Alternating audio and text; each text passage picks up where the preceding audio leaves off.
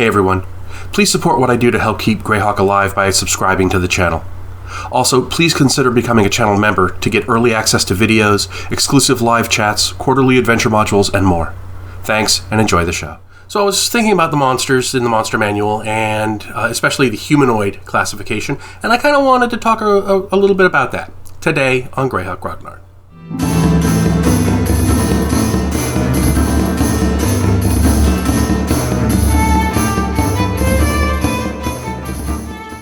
So in the AD&D sphere and related games, including Basic, I would imagine, the word humanoid really has two separate meanings.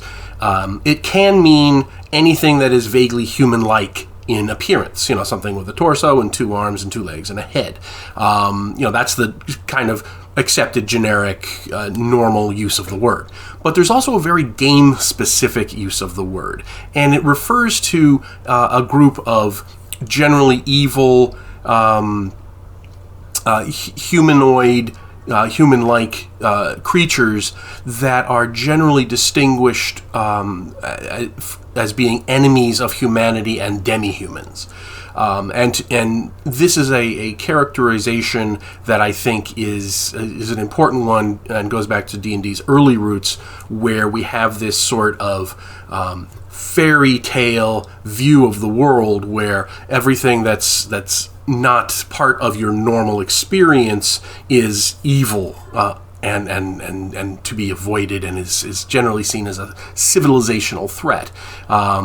This kind of obviously stems from Tolkien, where orcs are just invariably bad, include orcs and sometimes called goblins. There seems to be some differentiation, and then there's Uruk-hai, but that's the general gist of it.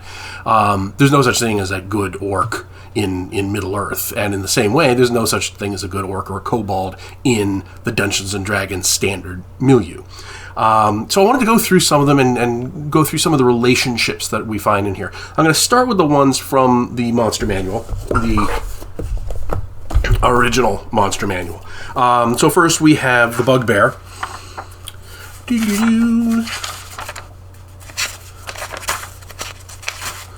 So we got this handsome gentleman here. Bugbears are chaotic evil. They've got the highest hit points of hit dice of any humanoid creature. They've got 3+ hit dice. They are said in the Monster Manual to be cousins of goblins, and that creates right there a sort of subcategory of humanoids, the goblinoid races. Next. And we'll get to what other creatures fall into that category too. And I think it's an important distinction and something that you can actually use in a campaign. Next up we have the Gnolls, which are the hyena-headed humanoids, of course. We've got right there. They're unique in that they actually have a demon prince associated with them, which is kind of an odd thing to only have one of. There's no demon lord of bugbears or whatever. Next up we have the goblin, and that's obviously right there. So obviously goblins are members of the goblinoid races.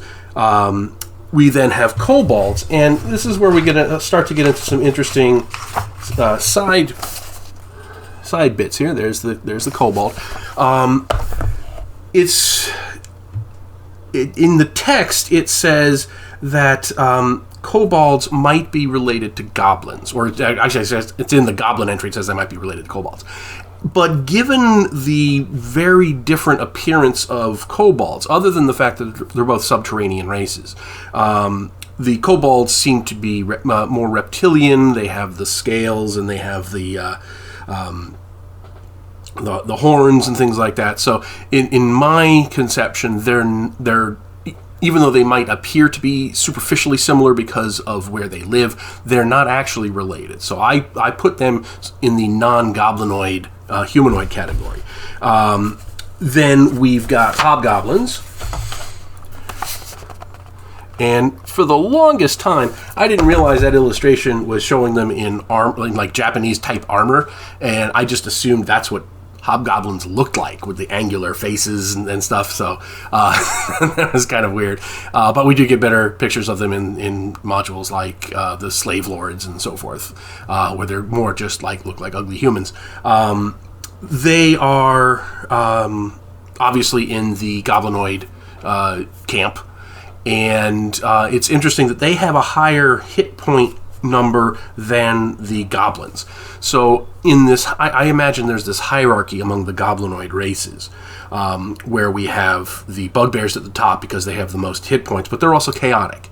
Then underneath them we have the hobgoblins, and their immediate cousins, the Norkers, which we're going to get to in a second when we get to the Fiend Folio. And then below them, we have the goblins, who are also lawful. And so you have this kind of this competition between the goblinoid subraces, where the most powerful ones are, should be rulers over them all, but because of their chaotic nature, they don't really have that organizational strength to be able to do that. And once you get down to the hobgoblins, however, and the goblins, who are lawful evil, then despite the fact that they have somewhat lower hit dice than the bugbears or the Norkers, they can still They can still manage to hold their own because they have that organizational strength. And we'll get to the alignment, too, in a second. Orcs, obviously, are next up. And we've got here the pig-faced orcs, as they should be. That was actually not Gygax's original intention. The instruction that was given to the artist, who I think I'm not sure who did that art on this one. Oh, Sutherland. That's a Sutherland piece.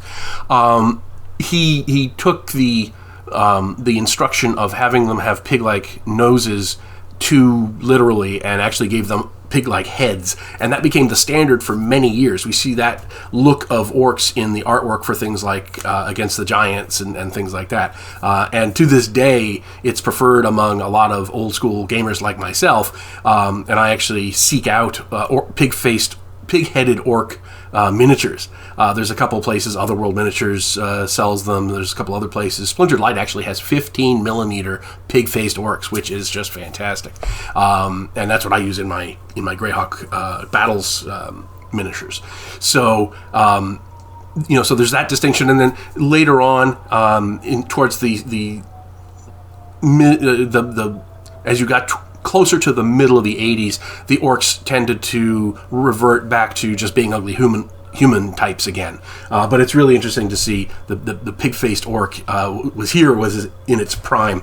And that does it for the humanoids in the Monster Manual. Now, when we get to the Fiend Folio, which, if you'll remember, was done by TSR Hobbies UK, but there was, at the time, it was done by the monsters. Most of them came out of White Dwarf, which was done by Games Workshop. It was a complicated relationship over there, and there's a great book on that, which I just finished reading, and I don't see it on the shelf. So, here we go. No, I can't read the title. But Ian Livingstone wrote it, and you can find it. So here we start to have a few more humanoids, but they're more variants on the humanoids that we saw in the Monster Manual. So we have Flinds, which are basically a new kind of gnolls. We have Norkers, which are a new kind of hobgoblin, and because they're a kind of hobgoblin, there it is. They fall under the rubric of the goblinoid races. We then have two entirely new ones. We've got Cullens, which is weird that they are considered to be humanoids, but they are. These guys. And I'll tell you why in a second. And Zvarts. So everybody's favorite, the Zvart, which is basically at the bottom of the totem pole. That guy is basically at the bottom of the totem pole when it comes to humanoids, because they while they have slightly more hit points than things like kobolds, they are also chaotic evils, so they again lack that organizational structure, and it is harder for them to hold their own because they are chaotic and they don't have that organizational strength. They're easier to defeat in battle by more organized, more intelligently led creatures like kobolds, which is why, despite the fact that they have more hit points, they're generally regarded as being even less important or / powerful. Now, the reason I say that Quellens are considered humanoids, normally I wouldn't do so. I would have just said that they're a type of creature that is humanoid in the regular sense of the word, but not in that strict game sense of the word. And the reason I include them is because they're included here in the humanoid subtable of the encounter tables at the back of the Fiend Folio. Now, the problem with this is it seems to be very inconsistent and very almost capricious in terms of what gets included. So, for example, it's got Gnoll, Goblin, Hobgoblin, Kobold, Orc, Quellen, and Zvart. So it's missing bugbears, it's missing Flins, it's missing Norkers. Well, the Flins and the Flins are included as a 10% of all Gnolls, but they also include Ogrelons, which are half Orc, half Ogre, and it's just there seems to be a great inconsistency in terms of that. In terms of the categorization there. So I probably personally don't include Quellens in there, but I wanted to mention it to point your attention to that table that does kind of almost seem like it's a definitive list, but it's not because it misses obvious things that should be in there. So who knows? So there we have that differentiation between the different humanoid races. Which ones are or are not. It's kind of a fungible, subjective thing. There's some that are obviously are, like orcs and goblins. Some that are corner cases, like the Quellens or the Ogrelons. I would put the Ogrelons, I'm not even sure where I would put them, the half orc, half ogre things, because ogres definitely I would put in the giant category. And the reason this becomes more important is there are certain magic items, things like a potion of human control or a ring of human influencing. Some of the subtypes specifically say humanoid, so that's why you need that. So that having that categorization is important. Just the same way as like what is a giant, that is important because there are like a potion of giant control or something like that. So in those terms, that's why having these kinds of classifications are important. Now, I like to make the differentiation between the goblinoid and non-goblinoid humanoids because I see the goblinoid races kind of forming their own little self-support block within. Now, there might be, infighting amongst them, so like the goblins might resent the hobgoblins, who might resent the bugbears, but on the whole, they'll come together in their goblinness, even, if somebody from the outside, so if like a bunch of kobolds or a bunch of gnolls, attacks them, they'll kind of pull together. That's in my headspace. That's kind of the way those things come out. So anyway, those are my thoughts on the humanoid races. Which ones are, which ones aren't, why they're important, what the hierarchy is, and I would love to hear your thoughts on this. Do you have a more expansive conception of humanoids? Do you really not care about the definition? Let me know. I'd love to hear what you do with humanoids in the comments, and hope you enjoyed this one. And don't forget to like and do all that good stuff, and I will talk to you later. Thanks for watching today's video. Please remember to hit the like button and subscribe to the channel. Below you'll find links to my Patreon, which helps make these videos possible. You'll also find the web store where you can buy my books, and my blog where you'll find all sorts of free downloads and other articles. Thanks, and have a great day.